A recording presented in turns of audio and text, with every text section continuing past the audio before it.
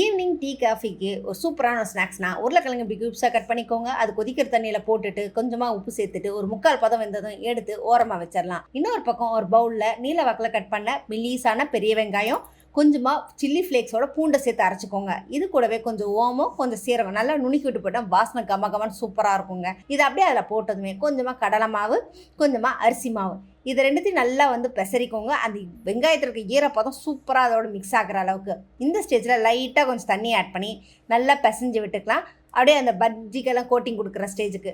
அப்போது கொஞ்சமாக பச்சை மிளகா, கொஞ்சம் புதினா, இதை போட்டு நல்லா மிக்ஸ் பண்ணிப்போம்.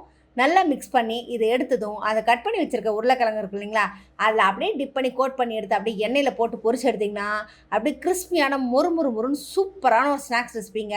ஏன்னா எப்பவும் வஜ்ஜி போண்டா அப்படின்றதுக்கு பதிலாக இந்த மாதிரி டிஷ்ஷு செய்யும்போது தட்டில் இந்த பக்கம் சுட்டு போட போட போட இந்த பக்கம் அது பாட்டு காலி ஆகிட்டே இருக்கும். எங்கடா சுட்டு அதை காணோன்ற அளவுக்குங்க.